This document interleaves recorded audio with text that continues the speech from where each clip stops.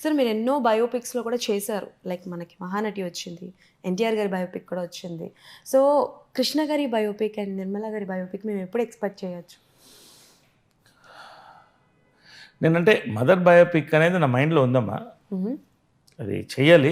But దానికి opportune time, team and effort start అవ్వాలి. Okay. అది మొన్న కూడా ఎవరో అడిగారు నన్ను. బట్ వీళ్ళ బయోపిక్స్ అన్నీ ఎక్స్ట్రాడినరీగా ఉంటాయి అంతవరకు నాకు తెలుసు. ఎందుకంటే కృష్ణ గారు కానీ, విజయమ్ల గారు కానీ చాలా బోల్డ్ డిసిషన్ మేకర్స్. తర్వాత వాళ్ళ లైఫ్ ఎన్నో కాంట్రవర్సీస్ ఎదుర్కొన్నారు. పొలిటికల్గా, పర్సనల్గా, ప్రొఫెషనల్గా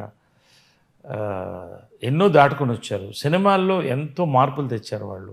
యాహ్! ఆమె మహిళా దర్శకురాలుగా, ఆయన హీరోగా, ప్రొడ్యూసర్గా ఇవన్నీ కూడా వెరీ ఇన్స్పైరింగ్ అమ్మ. వాళ్ళ హైస్ అండ్ లోస్ నేను చూశాను. కృష్ణ గారు, విజయమ్మ గారు హైస్ అండ్ లోస్ ఉంటాయి కదా. దగ్గర నుంచి చూసారు. అది నేను ఇప్పుడు చెప్పకూడదు, ఎందుకంటే I want to make it. Okay. వాళ్ళ హైస్ అండ్ లోస్ నేను చూశాను. అది నేను బయోపిక్ అంటూ జరిగితే దాంట్లో చెప్తాను. ఓకే. ప్రతి వాళ్ళ కళ్ళల్లో నీళ్ళు వస్తుంది. ఎందుకంటే వాళ్ళిద్దరు కూడా ఆదర్శ దంపతులు. చాలామందికి కృష్ణ గారు, విజయమ్ల గారు అంటే ఫ్యామిలీ అన్న అందరికీ ఇష్టం ఉంది.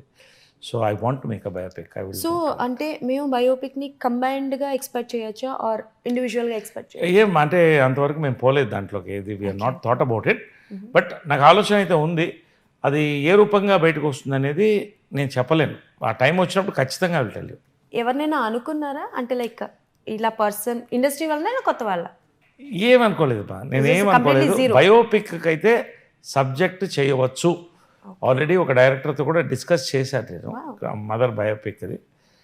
బట్ ఇది అంతా కూడా ఏంటంటే ఇప్పుడు మహానటి కూడా తీయాలంటే కూడా చాలామంది పర్మిషన్స్ కావాలి, అందరూ యాక్సెప్ట్ చేయాలి. సో ఇవన్నీ కత్తి మీద సాము. We have to do it very carefully. We shall do it. ఒక బయోపిక్ అంటే it not about a controversy, it's about a great personality. So ఆ పర్సనాలిటీ గురించి తీసినప్పుడు ఆ పర్సనాలిటీ Pros and cons చూపించాలి. చూసి చెప్పించాలి. కాబట్టి జాగ్రత్తగా చేయాలి.